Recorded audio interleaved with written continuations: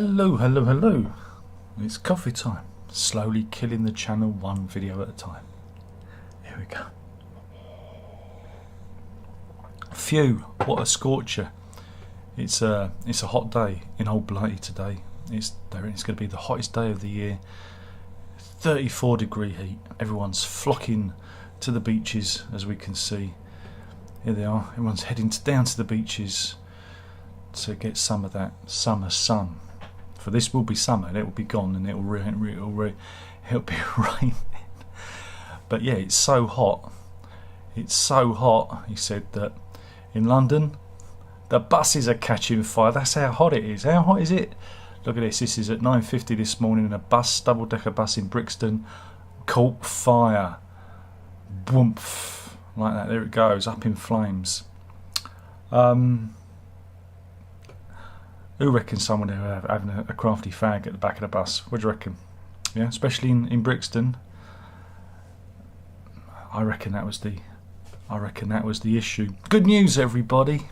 Good news. What's the good news? They reckon that the UK might be hosting Eurovision because Ukraine can't host it because well, there's a war going on. Don't know if anyone's noticed. Yes, there you go.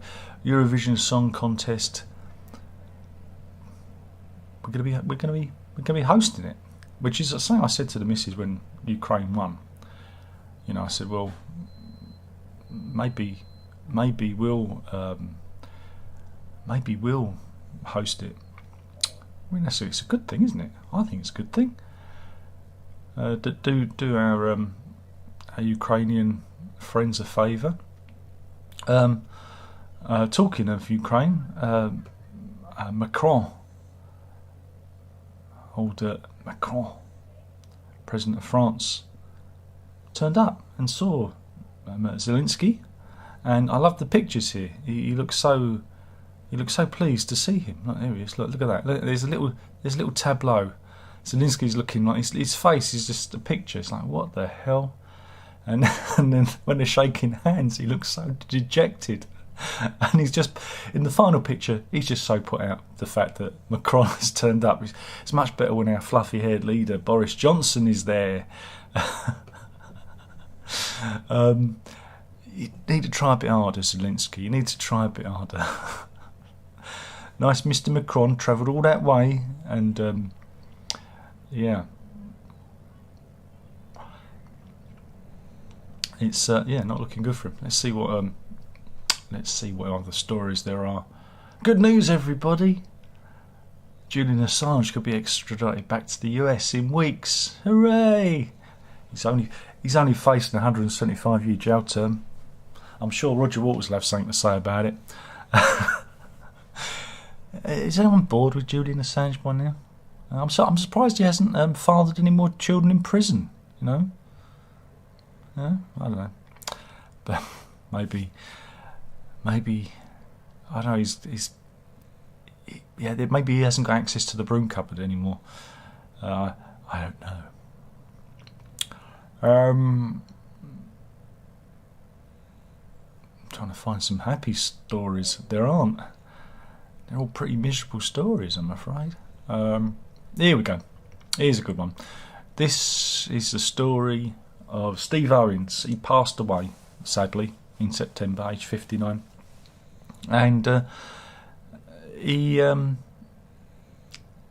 his family thought they'd honour him by being very creative with his gravestone. And what they've done is they've included on his memorial a little message for anyone who dares walk by. It spells out F off. Unfortunately, people have taken offence to this. I don't know why. But if you visit the Warren Power Cemetery in Polk County, you'll be able to read his message. And here's Stephen Owens when he was alive, having a good time. He looks like he knows how to good. He had a good time. He had a good life. And here's the uncensored version for all those of you who aren't of a sensitive disposition. But yeah, there have been complaints apparently. But it was his term of endearment. but yeah, the people have complained, and the family are a bit worried that they might be asked to remove said memorial. Reminds me of the Spike Milligan one. I told you I was ill. Oh, all the doors are slamming because I had the windows open because it's so warm. So there you go. Looking at mortgage misery as the Bank of England has increased interest rates. Of course. When did the banks ever do us a favour? Yeah, it's not looking good, is it? It's not looking good out there. So, what other stories are there? What have I put in my reading list? Who wants some police news? This is the story of Kevin Phillips of the Met's Roads and Transport Policing Command. He was a PCSO. That means he wasn't a proper policeman. But apparently they've only got a still of what was going on. He was filmed in a park, on a park bench, pleasuring himself. Of course he was. Here he is. It's all fuzzed out for you because you can't see it. But yeah, a member of the public actually saw him and videoed him in the act, as it were, and confronted him about it. And he just wandered off. But he was given a £500 fine for outraging public decency and resigned from the force. But I mean, I don't know. Is it me, or is it like a requisite? Prerequisite that the you got to be a pervert to be a policeman these days. I mean, with this case, you could see his helmet and everything.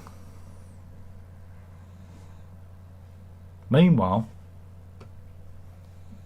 this is another person who's in a position of trust, who completely, well, what can you say, lost her marbles. This is the story of Emma Wright. She's a 41-year-old teacher, very experienced teacher apparently. Here's her picture. We can have a little look at her. Here she is. This is her in her happier times, but she was an art teacher. Notice I said was. Notice I said was. But the Teaching Regulation Agency struck her off. How? How so? Because she was teaching at Huxley Science College in Northamptonshire, and she was doing like the art subject, and another teacher was looking through a portfolio of the students' work and found that one of the 15-year-old girls she posed topless in the art class with a couple of beer cans to cover her modesty, and other pupils were pictured. Again, that led on to further investigation, and some of the artwork that was created was a little bit dubious, including simulating masturbation, among other things, and posing with cigarettes to smoke. Again, she didn't see any harm in what she was doing. As you can see, she was one of those fun art teachers. She liked the fun, but again, I think there are limits you need to uphold. And she just, all boundaries. Again, maybe she just forgot herself, but she was described as an experienced teacher of good character, and she said she never intended the children to create those pictures, but maybe she exposed them, unfortunate turn of phrase, to art that may have inspired them. Well, again, some art can be provocative, but I don't know. But don't worry, folks, we've got some good advice here. We've got some good. You want some good advice? This is from our cousins in America. So I'm just waiting for my browser to do its sinful, dirty business, because you know what it's like. It gets a bit stuck. Yeah, this is a guide coming out of America. The Centre for Disease Control, that's the CDC, have released a new guide. And what is it? Well, here's a little picture here for you. It's the guide to have sex if you have monkeypox. And some of the tips are: try virtual sex. You can masturbate 6 feet apart. Remember to wash afterwards. Before, as well, I'd imagine. Avoid kissing and wear clothes. And if you can, cover your rash. Well, yeah, because you don't want people to know that you got monkeypox, do you? I mean, remember, folks, having monkeypox doesn't mean that you can miss out on the old okey pokey.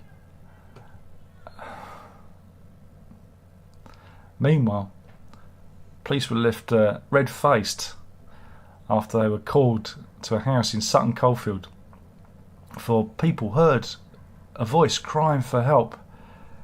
Help, they heard, help. So they entered the house at 7:30 p.m. on Wednesday, June the 15th. And what did they find? What did they find? It was a parrot. And the West Midlands police even posed with the parrot who was crying for help. Could have been charged with wasting police time and been up before the beak if they'd had a wing and a prayer. I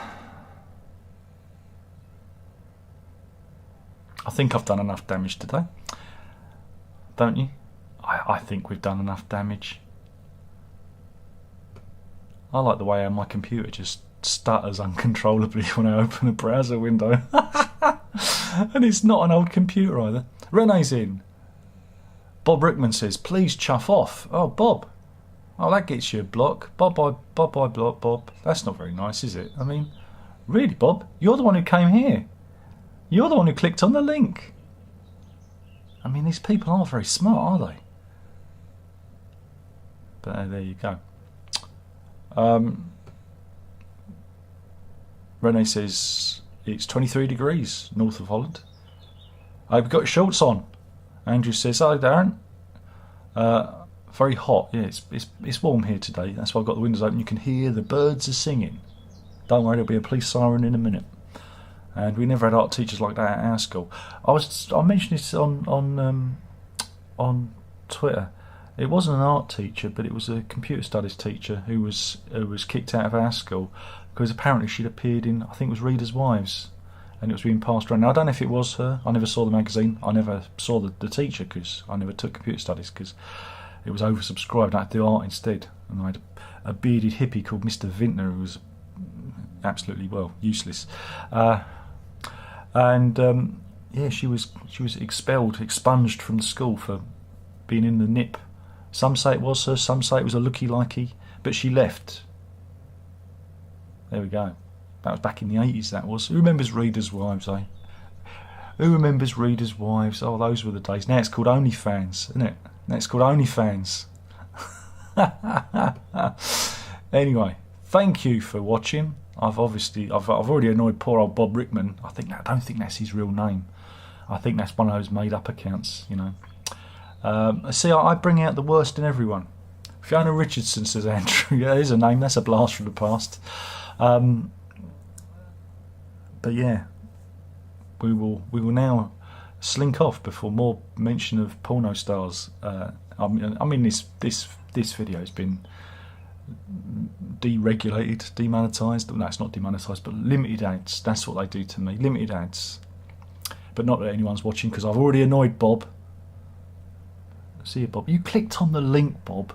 You clicked on it. You didn't have to come here, but you, by your own choice, came here. I didn't make you click the link. Poor Bob. Anyway, thanks for watching. Hope you have a lovely weekend. Don't get too sunburnt, and wear a hat like I do. Why do you wear a hat, Darren? Because I don't want my big bald head to get burnt. That's what happens. And with that, there's only one more thing I have to say, and that is this has been the news. And yeah, and don't forget to drink it up. Ta-ta.